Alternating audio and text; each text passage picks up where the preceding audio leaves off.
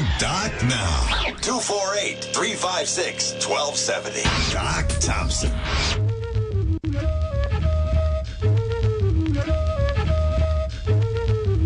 Doc Thompson on Talk Radio 1270. Coming up at 5:05, about an hour from right now. Going to give you an update on the election, what happened with the RNC convention last night. Going to play a little clip of the actual governor of New Mexico, Susana Martinez. I think she stole the show last night. We'll also get some of your calls. And also the latest from Chris Matthews. We had on yesterday at 5:05 the head of the new Black Panthers, Sean Qualley, and I said at the time that he, as crazy as he is, as wrong as his ideas and his organization are, that he actually yesterday was more reasonable and less of a racist than Chris Matthews. And Chris Matthews did not let me down. In fact, he doubled down on how racist he is. I will share with you that information about 1 hour from right now at 5:05. I'm going to introduce you to a guy. His name is Kraig Jacobson. Kraig is an American who was trying to raise money for cancer. He was on a 6 weeks nationwide motorcycle adventure and fundraiser for the American Cancer Society, and he ran into a little bit of trouble. Little bit of trouble. He was on this ride with his brother, and he crossed a bridge, was entering into Canada. They asked him, "Do you have anything to declare?" And he said no. The problem was he should have told them about the gun in his possession. He had a handgun in his possession. Now, he says, if I'm not mistaken, that he was using it for self-protection and for bears and other wildlife and stuff like that because he's on the road so long, and you're camping at some very questionable sites. The problem is, because he didn't declare it and said no, they considered that lying to an officer.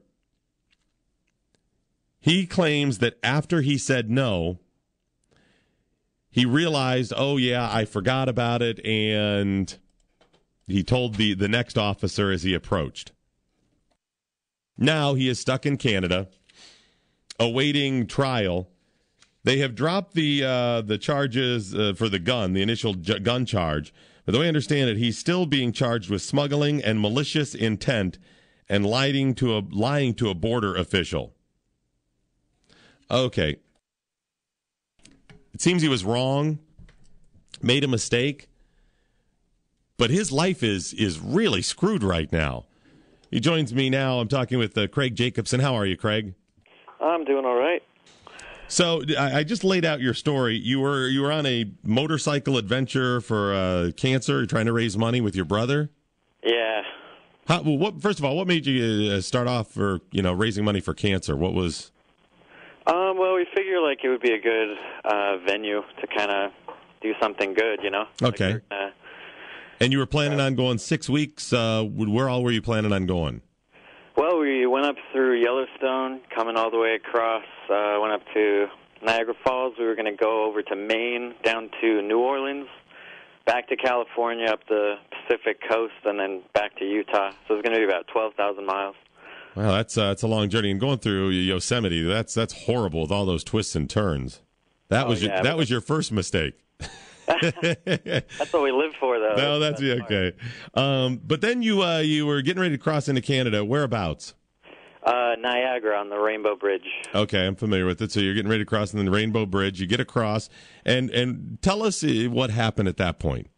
Okay, well, basically, I was so nervous and paranoid about having all of our documents in order and all of our passports ready and all that, and I'd just ridden hours and hours. So I wasn't all there. But then, he asked me if I had a weapon, and I froze because I just remembered, I didn't think about it before.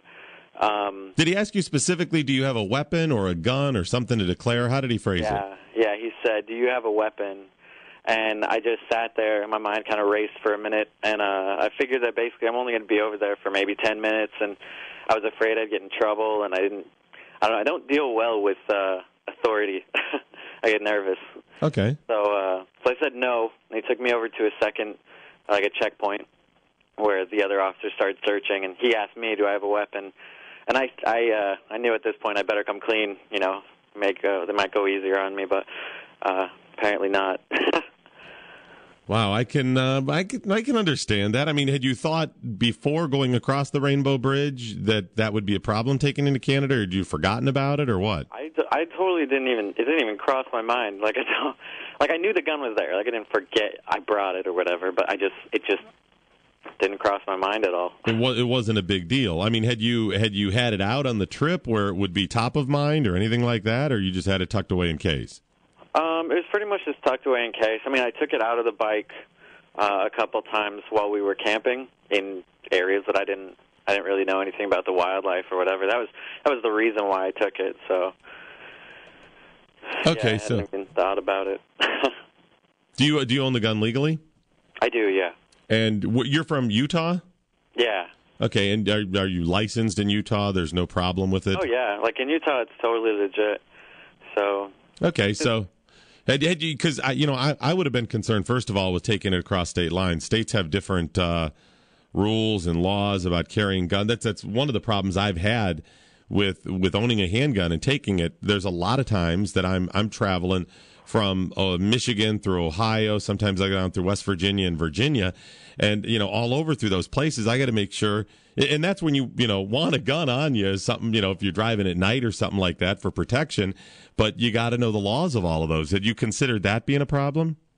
I didn't. In hindsight, 20/20. Yeah, well, yeah, I can understand that. Definitely.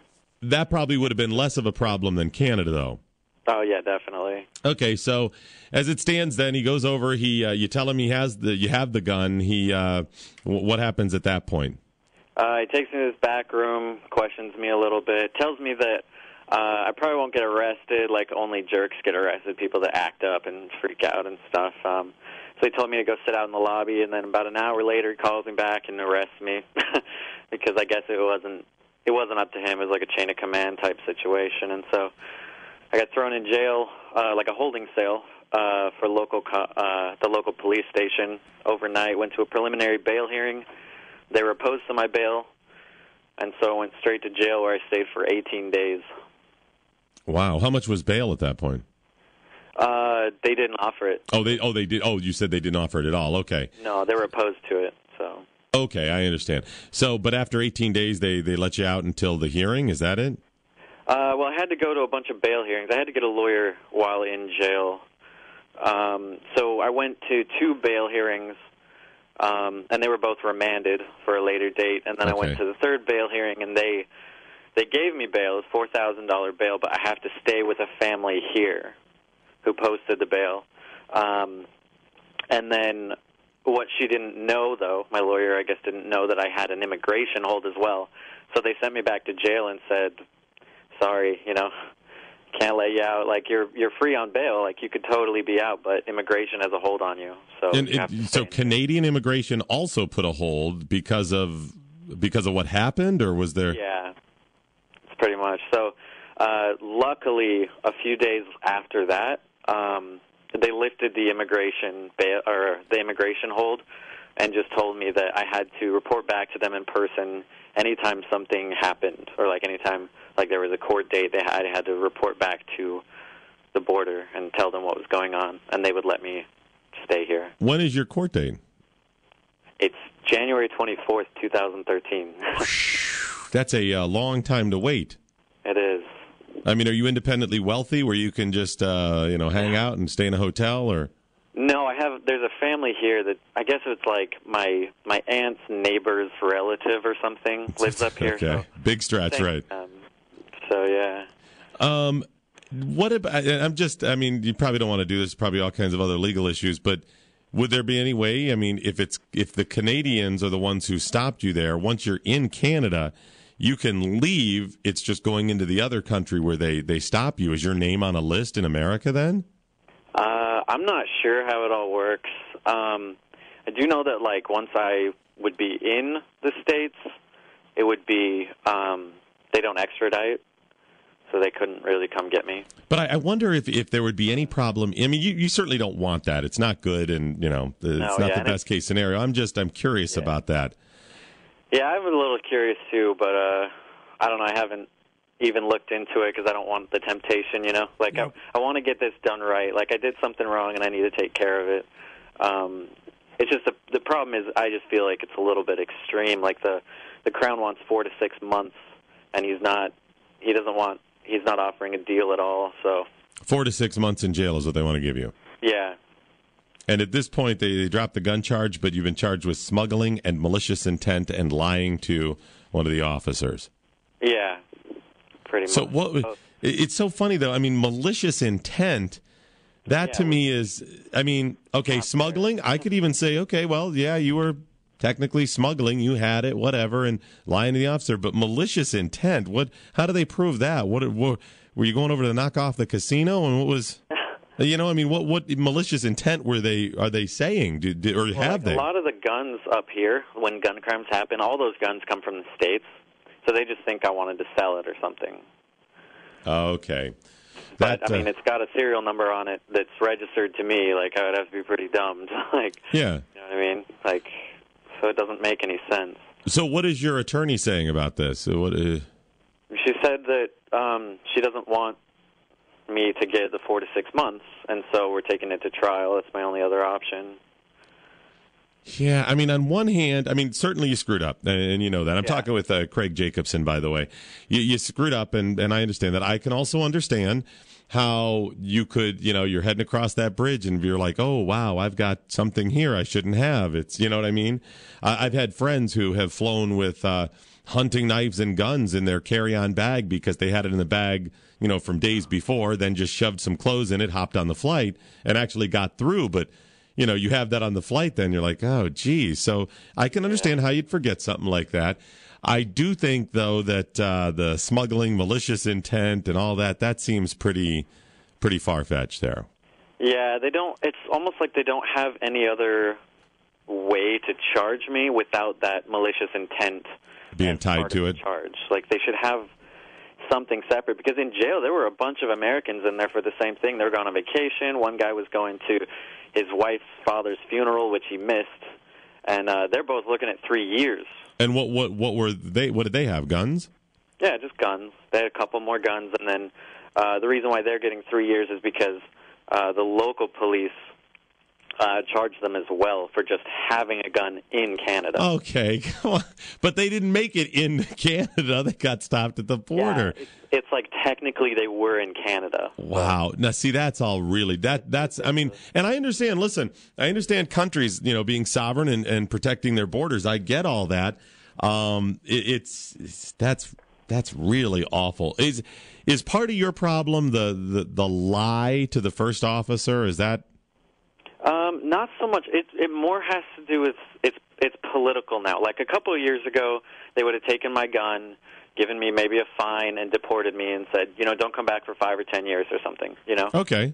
But there's so much gun crime going on in Toronto now that they feel like kind of pressure from the people. Okay. So they have to make examples of people now. So I'm one of those people. It's just kind of the wrong time for me to be making a mistake. Yeah, that seems really.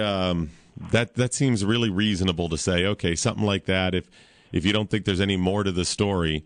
Because like I said, that could happen to any of us for anything. And even if you don't own a gun, you could technically have a steak knife that fell out of your bag from the last picnic on the floor of your car, and you're driving over to Canada to go to the casino or something, and technically you got a weapon. I don't know what all the classifications are, things that would be a violation. Yeah, there was a guy from Ohio. He had a taser and just a couple pocket knives, and they threw him in jail for it. He had a what? He had a taser. Oh, wow. And a couple pocket knives. So it wasn't even necessarily a lethal weapon, but they still threw him in jail and went and did the whole thing. But now, have you been in touch with the U.S. consulate or anybody in the U.S.? Is there anything they can do? There's not. They say their hands are tied because once it's into the judicial system, you just have to let it play out. There's nothing they can do. Wow, what a horrible story. Well, I wish you the best of luck. If there's anything we can do to help out, let us know, and we'll try to get an update from you from time to time to see how you're doing. All right? Okay, I've got a petition going. Yeah. On change.org. Mm-hmm. It says Canadian government free Kraig Jacobson. What's your Facebook page? My Facebook page is it's free. Let's see. I believe it's just facebook.com/free Kraig. Free Kraig, and Kraig is Kraig. Yeah. All right, and what we'll do is we'll link to that stuff on our page, talkradio1270.com, just so people can follow it, all right? All right, sounds good. All right, Kraig, thanks a lot. Hang in there, man. Yeah, we'll Appreciate do. it. Bye. Kraig Jacobson had a gun, and he tried to cross the Rainbow Bridge into Canada near Buffalo, Niagara Falls area, and now he's facing, getting off easy for him would be the 4 to 6 months in prison. That would be easy. He said the other people are facing several years. Yeah, it seems like he got a lower end of the spectrum of what he definitely could have gotten. But, this is just ridiculous. And that 4 to 6 months, that's on top of him sitting for almost 6 months in Canada waiting for the trial. So this will be a year out of his life, 1/76th of his life, one complete year because of something like that. And like I said, that's something that could happen to any of us for anything. Think about the things that they would classify as you smuggling. Okay, what was the one we had? The eggs. Remember the eggs? The Kinder eggs, yes. We had the story about people. Do you know what the Kinder eggs are, Jamie? They're the little chocolate eggs with little toys inside of them. They're kind of like the what are the eggs you get around Easter? Eggs? Like Cadbury, but instead of that, they have a little toy inside of them. Well, they're illegal in America because you kids could choke on them. That's what they're saying, right? But they're in Canada. Well, people go up all the time and bring them back because they like them or whatever, and people have been busted. I did a story on it where all they do is confiscate the eggs and move on. So what's the difference? It's the gunophobes in Canada. I'm serious. You people are nuts. Is there no crime in Canada? You've got really tough gun laws. Is there no crime in Canada? Are there no murders in Canada? Of course there are. It seems extreme. Now, I'm not letting this guy off the hook. He screwed up. He shouldn't have done it, but I could see these things happening. You got the Kinder Egg, you throw it in the back, there it is, you're smuggling it in. Although I think even technically that was U.S. officials that had come. Yeah, that's what I said. That was back in. But you could do it either way, though. It's these ridiculous rules and regulations that are designed to keep people safer that don't do anything but constrict people's freedoms. But here's the most ridiculous part. We don't even protect our borders from the thousands of illegals that pour in every year. I'm not saying it's right that it wasn't. He screwed up. I said that. It's wrong. It's a sovereign nation, the same as the U.S. But we don't even protect our borders from the illegals. You could have mass murderers coming in, and we have. Rapists, pedophiles, thugs, criminals. We don't even do that. But we're worried about Kinder eggs, and Canada's worried about a gun. This is the stuff that doesn't make any sense. If you actually want to secure the border, fine, I'm with you. He shouldn't have done it. But until you do, it's ridiculous. Now I'm, of course, talking about the U.S., but... Well, in fact, he couldn't even get a court date that was a little bit... he's going to spend the next 5 months out there just waiting for a court date at this point. I would say let this just be a little bit of advice, a learning experience for the rest of us.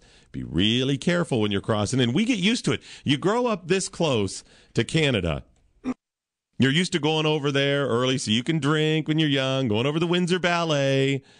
Or Jamie working at the Windsor Ballet. I know you got a whole work visa thing there, Wow. Just because I couldn't hold a pen. You got all of that. But you forget that is another country. And you see what he said about technically he had a gun in Canada. So there's a second charge from the local police. That's how it gets all muddy. If he'd been a Canadian, probably wouldn't have been a big a deal because he would be remanded to stay in Canada. They would have said you have to stay in Canada, and he could probably go back home and still work and live his life until the hearing. But now he can't get back into the U.S. because Canada won't release him. As soon as you start crossing those borders like that, it adds a whole different level of problems and things, red tape that you have to navigate. Well, and I was thinking the people of Canada should be upset about this, too. This is the type of crap that's clogging up their legal system. They're spending money out there to make sure that this guy has to stay across the border, going through the legal system, hearings, bond hearings, the trial date set, public defenders possibly. All this for accidentally bringing a gun across the border? Meanwhile, let me just remind you and all Americans and all Canadians, huge portions of the border between our countries, nobody there. Nobody there. Nobody protecting that. There are border crossings. First of all, there are places where you can just run through the woods. You're there. There are actual border crossings, especially as you get out west, where there's no guard. It's just kind of a road. It's just a road with a little guard shack. Some of them have been replaced. They've replaced the guards that used to be there with little cameras where there's a guard shack like 10 miles away. That way we can count the number of Canadians crossing the border. Well, and what they do is they go, you're supposed to go in the little shack there, and you talk to the little video man in the camera, and there's a guy that says, all right, you're clear. Show me your pass. Whatever they do, and you go, he's 10 miles away. You could hold up a nuclear bomb and go, ha, ha, ha, sucker, catch me. And they'd never be able to catch you. It's 10 miles away. What are you going to do? It doesn't make any sense. 248-356-1270. Go to the phones. Chris and Troy, you're on Talk Radio 1270. Jack Thompson. How are you, sir? Good. How's it going, bud? Good. What's going on? I'm going to make a quick comment, man, and then I'll go ahead and listen for your rebuttal here. Mm-hmm. But I think what's far-fetched is you guys' attempt to turn this into something it's not. This guy carried a gun across the border, denied that he had a weapon, denied that he had a gun. And now if any Mexicans were crossing the border into America, or anybody for that matter crossing the border into America, and they had denied they had a gun and were found to have a gun, we'd have their head on a plate, okay, because we've been attacked in 9/11. No, we wouldn't. Sure we would. We have problems with terrorists. We have the federal government allowing. Chris, hang on a second. Hang on. No. Hang on. I was going to comment and then listen for your response. Hey, well, I'm sorry, Chris. I'm going to comment on this, and then I'll comment on your other one. Okay. The fact is, the federal government is allowing people to run guns back and forth as well as drugs. So that observation is ridiculous. That's exactly, Doc, what we were getting into here. Now, as soon as because I've heard the promos for this all day, I'm like, oh, there's a guy going into Canada with a gun. Been around. I'm like, okay, I'm going to listen. Mm-hmm. Let's see what we have to say. This guy, his buddies who were there carrying guns, all declared that they didn't have guns. All said that they didn't have guns and tried to, smuggle those guns across the border for who knows what purpose. Okay, this guy says it was just, I completely just said I didn't have a gun because I was scared. Okay, so Canada was protecting their borders. I have no problem with what's going on in the Canadian legal system with this guy whatsoever, okay? This guy gets everything he deserves because, A, he lied, A, he tried to conceal a weapon that he was carrying, and, I have no issue with it whatsoever. I think you guys trying to turn this into a political theater, which is exactly what you were doing, it's kind of Chris, wait a minute. How did I try to turn it into political theater when I said Chris, listen to the whole interview. Chris, when I said, wait a minute, listen to me. How did I turn it into political theater when I said he was wrong? And I have no problem with Canada protecting its border. How is that political theater? Well, first of all, you said what they were doing was kind of overbearing and obnoxious. What you said was what they were doing was kind of too much. But it's not. It's not. No, I do believe it is. But I said he has to answer for his crime, and he was wrong. Did you not hear that? I did. I heard that. But you also, at every point, tried to say, oh, well, that seems a little too much. What was the malicious intent? Charging you with the malicious intent. Oh, that's kind of too much. That's kind of overboard. No, it's not, because we don't know what his intent was. Well, which is the reason it's overboard if you can't prove the malicious intent. Well, the malicious intent is lying about having the gun in the first place. No, it is not. That is lying. Malicious intent is intending to do something malicious. So, Doc, you really don't understand the term malicious intent, Chris? If he has a gun with serial numbers on it, legally registered to him, why would he lie about it? Well, there's the deal. The first thing. Wait a minute, Chris. No, hold on a second. Hold on a second. The lie has nothing to do with it. You said this was political theater when I said outright, number one, he was wrong. He shouldn't have done it, and he has to answer. I simply said it's a little overboard. You referred to Fast and Furious at the first comment I made. The first comment I made about guns going across the border, you referred to our government sending guns over to Mexico and those guns being used to kill our own border agents, which I get is wrong, which is completely horrible and should be investigated. But that's exactly what you threw it into, and that was exactly the scope of this interview. When I heard it, it wasn't the scope. I didn't mention it during the interview. I mentioned it to you because you were saying, well, he tried to cross into Canada with a gun, Doc. This is horrible. And if you said the U.S. had somebody crossing an illegal with a gun, you'd be blah, blah, blah. And I said, well, the fact is the government has allowed that to happen. So I was pointing out the fact that you are not genuine when you want to pretend like you're concerned with guns coming into America. I don't know how you throw up that I'm not genuine.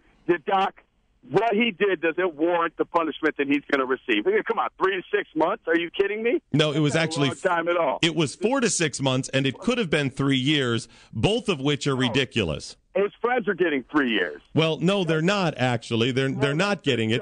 No, that's the possibility because the local authorities want to charge them for what friends are you talking about? The friends he mentioned? Yes, the friends he mentioned that were with him that also carried guns and lied about having the guns. Those were people Chris. that were with him. Those were people that he met in jail. He was with one other person, his brother, on this trip. He met in jail the other people that were arrested on similar things. Those weren't all buddies together that were all conspiring together to bring weapons into Canada.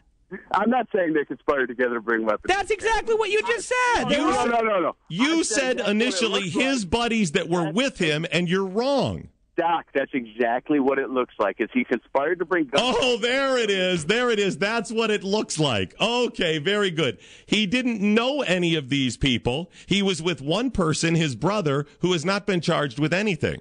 And do you know how many felonious? Because I've been to jail once or twice myself. I'm not the absolute angel of a citizen.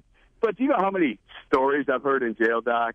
Do you know how many stories of people who have been over-prosecuted that I've heard in jail? Now, listen, the fact of the story is he lied to a government official of Canada about having a weapon. He tried to cross the border with a weapon that he denied having in the first place. Okay, that's all there is to it. Now, whatever punishment Canada dishes out is not our problem. That's not my business. That's not America's business. That's Canada's business. Canada has laws. If you break the laws... Chris, did I say anything that would say I disagree with that? You did. You said that. No, I didn't. You did. You said it was a little much. It was a little much. That I can still offer an opinion. I didn't say I'm demanding Canada change their laws. I'm not saying any of that. I'm offering an opinion, Chris, just as you're offering an opinion. It's funny. You don't have a problem offering an opinion on this, but I'm not supposed to offer an opinion. If you really believed for a moment in your hypocritical little pea brain, Chris, if you really believe for a moment that I shouldn't offer an opinion, that's Canada, that's that guy, that's their law, then you wouldn't be offering an opinion either. You're just doing the typical hypocritical liberal thing of attacking me that I shouldn't have an opinion because you have a different opinion. If you really believed my opinion didn't matter, that's Canada. That's what that guy did. Then you wouldn't have called up in the first place. You're allowed to have an opinion about it, but I'm not? What a ridiculous hypocrite. Well, he kept saying, too, that he was deceiving and lying to the officer. He did say that he did not have a weapon when the first Border Patrol officer came by. As the second one was coming up, he said, hey, listen, I forgot. I do indeed have a weapon in there. This isn't something that they searched his bike. They found it. Oh, hey, you lied about this. No, he misspoke with the first one. As the second officer was coming up to search, he said, hey, by the way, I forgot. So this wasn't huge malicious intent. He wasn't outright lying to everybody. If you even want to say lied to the first one, fine. But as the second one came up, oh, hey, by the way, I misspoke. I lied to the first guy. I do have a weapon. I didn't justify anything that this guy did. I told him he was wrong. He admitted he was wrong. I didn't say he shouldn't be punished at all. I didn't say any of that. I said I think it's a little overboard, number one, what the punishment would be. Look at what else is going on out there that they could be looking for and punishing. And number two, that they are gunophobes. clearly gunophobes in Canada, which is behind this. It's become very political, as he said as well. And third, that you and I should be careful when we cross into Canada or into Mexico or any other country, because these are the types of things that could happen. But see, Chris is not being genuine. Chris is a well-documented gunophobe. He's somebody who is paranoid because he's liberal. That's all it is, and that's okay. But what I hate is when he pretends that it's something different. Doc Thompson.